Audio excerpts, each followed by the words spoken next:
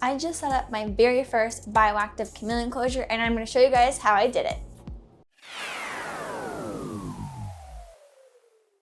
So what is a bioactive enclosure? You've probably heard this amongst your research. So in order for an enclosure to be bioactive, it needs a couple things. One, it needs bioactive substrate.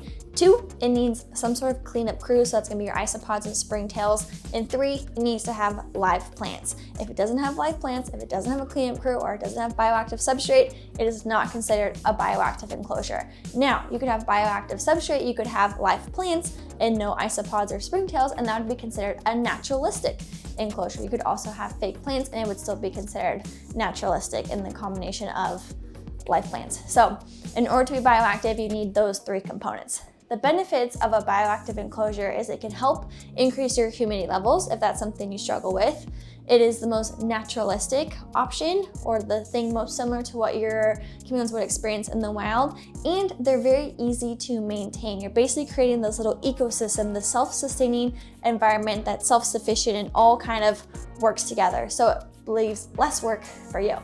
The reason why I haven't done a bioactive enclosure up until this point is because I had some concerns of the humidity levels being too high. The humidity levels in my reptile room are already pretty close to what they need to be for my chameleons, so by adding in that substrate, that's going to increase the overall humidity level. So that was just something that I was worried about. Not to mention I have screen enclosure.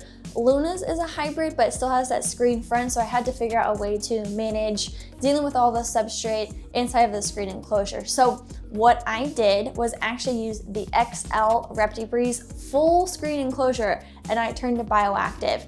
The first thing you have to do when you're setting up a bioactive enclosure is, of course, pick the enclosure. So most keepers, when they're first getting started, end up buying the XL ReptiBreeze, so that's why I wanted to use that. It was kind of a challenge for myself and an opportunity to teach you guys how you can turn your XL ReptiBreeze or any screen enclosure into a bioactive, because a lot of keepers will start out with a bare bottom, potted live plants, get everything else situated, understanding your lights, your supplements, your temperature, humidity, feeding schedule, all that, and then they can transition to bioactive. So nothing saying you have to start out bioactive. In fact, I wouldn't recommend it. Just start out getting the basics, then you can do that. But that means you probably have a screen enclosure. So I'll walk you through how I did that.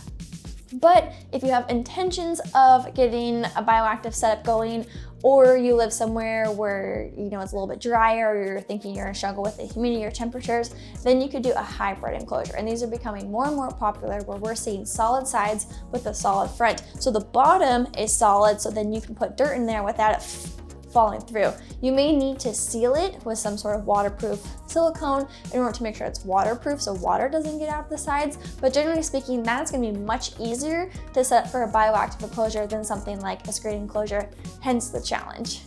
So when I was building this enclosure, the first step was to assemble the enclosure. Now I have a full tutorial video already on how you assemble an XL ReptiBreeze enclosure, so feel free to check that out if you haven't already. But that's going to be step one, and I'm happy to say that this time I did not puncture any holes in the screen.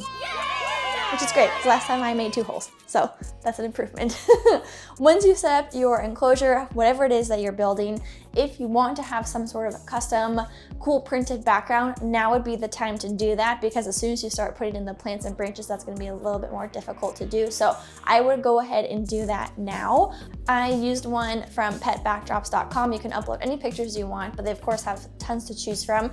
You can always use code Neptune10 to get 10% off your order, so feel free to take advantage of that.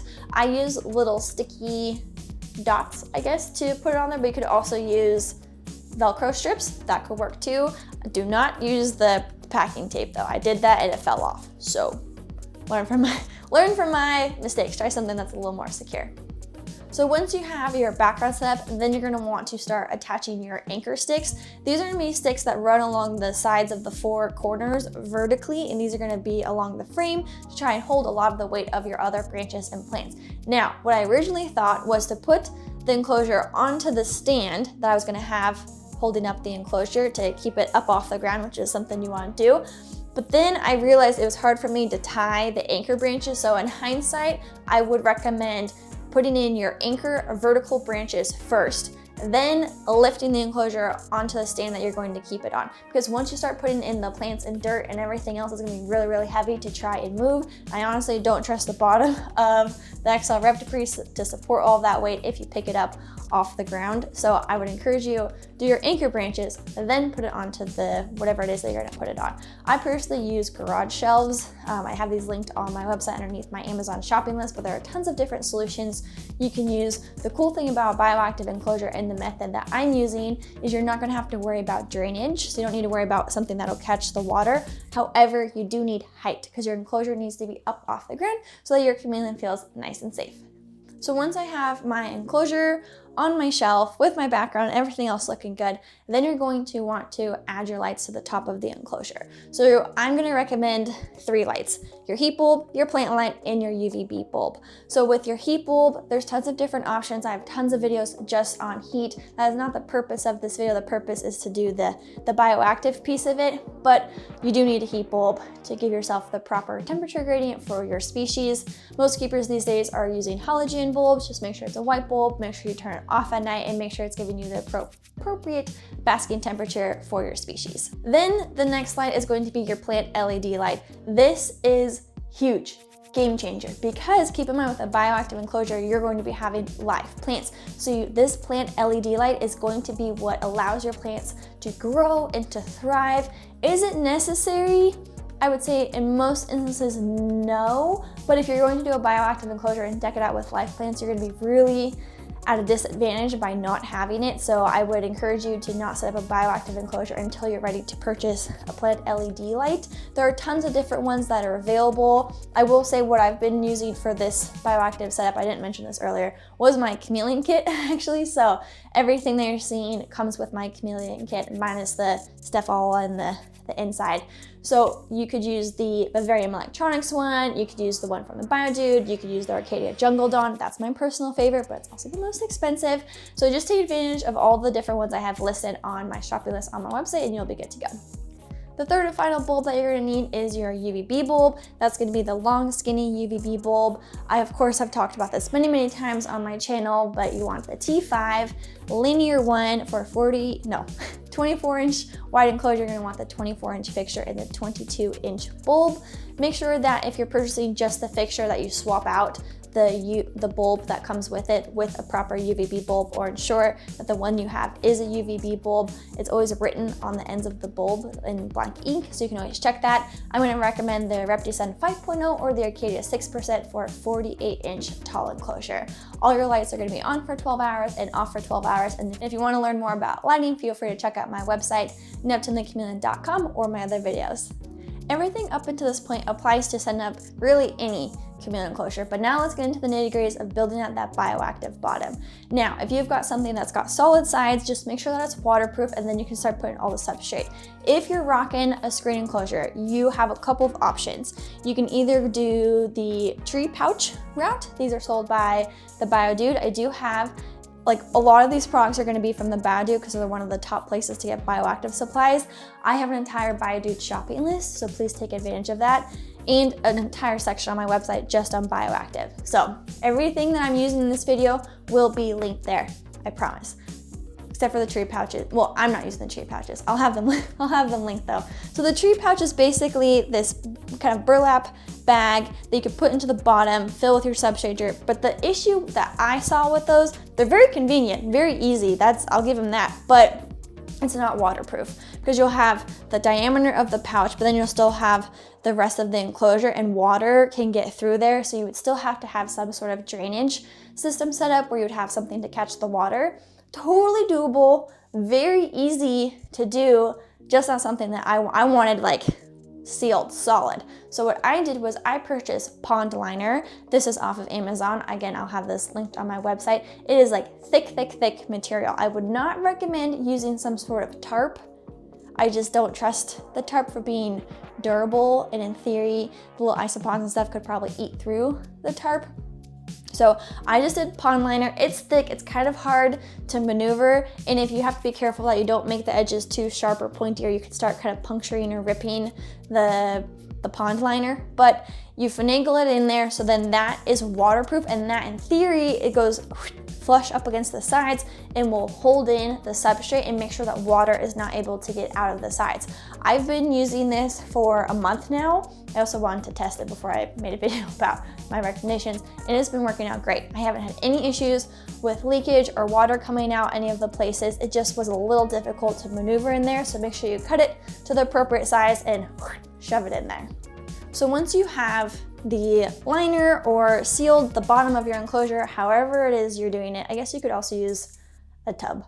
You've got options is my point. Whatever you do to figure it out, next thing you're going to do is build out that substrate layer. So there's a couple different options, but you'll need a drainage layer. Now, the substrate that I use is from the Bioactive. It's their terra firma mixture, and this is a self-draining substrate.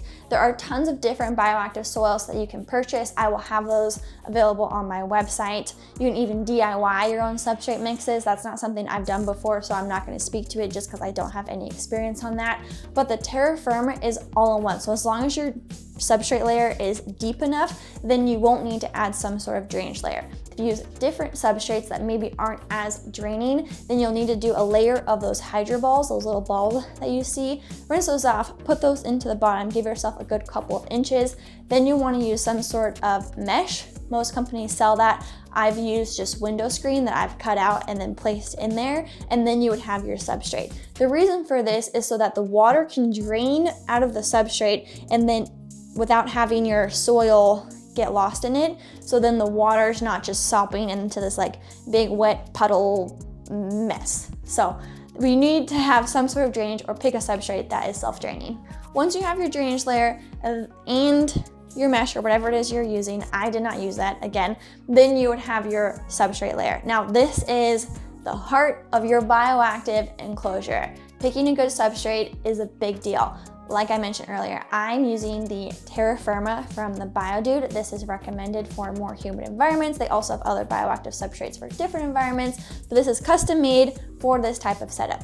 Now, I ended up using two of their big, I think it's like 36 quarts or something, two of their big old bags to fill the sucker up. I think I ended up using like half a bag or maybe in part of a third bag, but I would suggest at least 2 bags so you have enough substrate so that it can drain, and then put that in there and then start to mix it all in there. When you're mixing it, you're going to want to also add in leaf litter. These are dried leaves that are added into the soil so that your isopods and springtails have something to munch on, and you can even sprinkle some of the leaves on top. The Bioactive also sells a product called the BioShot. This is good to add in there to kind of jumpstart your substrate, keep it nice and healthy, and everything that needs to be doing in order to be a good bioactive enclosure.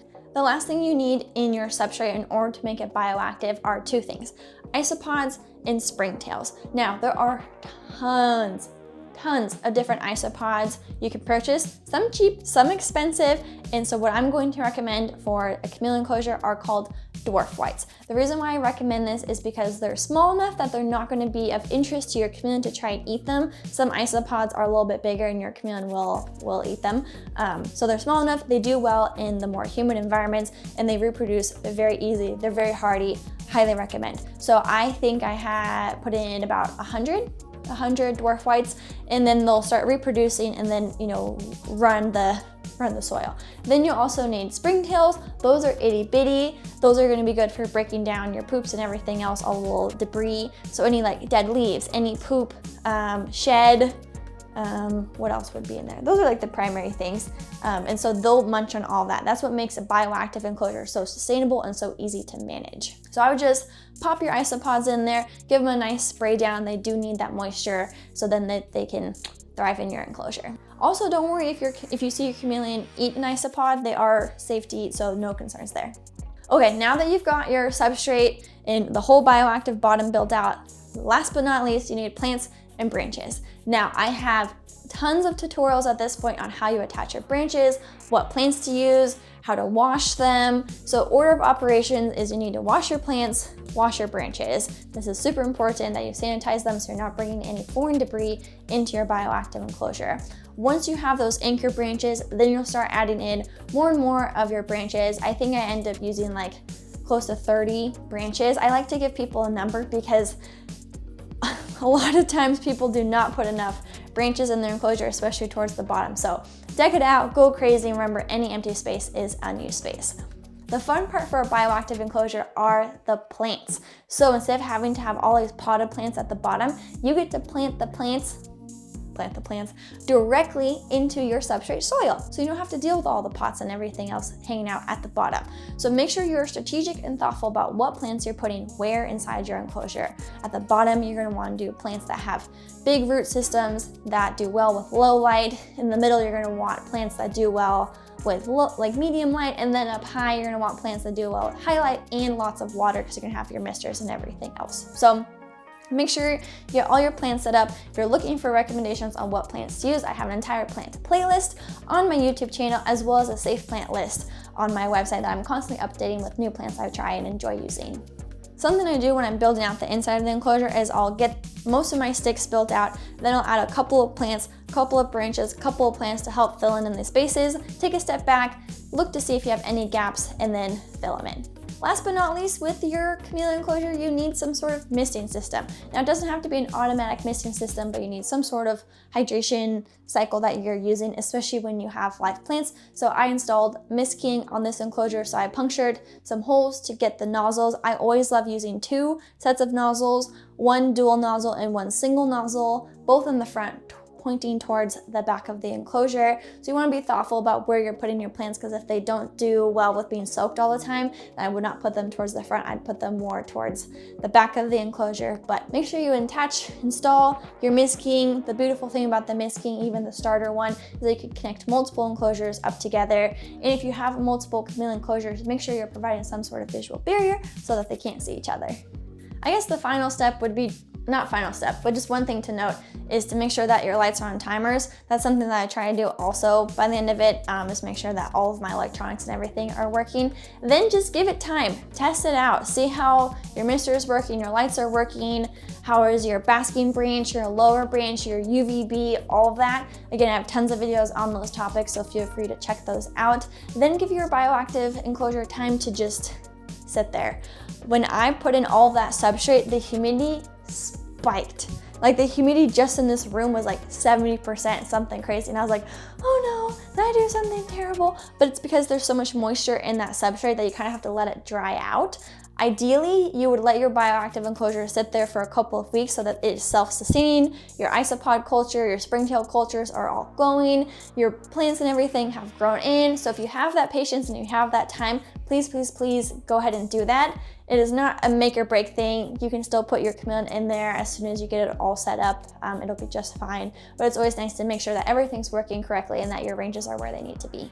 So there you guys have it. There's a lot that goes into setting up a chameleon enclosure, especially a bioactive enclosure. But I think between this video, my website, my shopping list, you guys are going to be set up for success. I can't wait to see you build out your bioactive enclosures. I've thoroughly enjoyed having this be as naturalistic and as close to my chameleon's natural environment as possible. I would love to start to build out these other enclosures to be bioactive, but one thing at a time. I gotta make sure I can be successful with this one before tackling the other enclosures. But if you have any questions, feel free to leave them in the comments below. Be sure to give the video a thumbs up if you enjoyed it. Subscribe so you know when I post a new video. You can follow Neptune and all my chameleons on social media at Neptune the Chameleon. Feel free to check out my website, neptunethechameleon.com. Otherwise, have a great rest of your day, and I'll see you in the next one. Bye!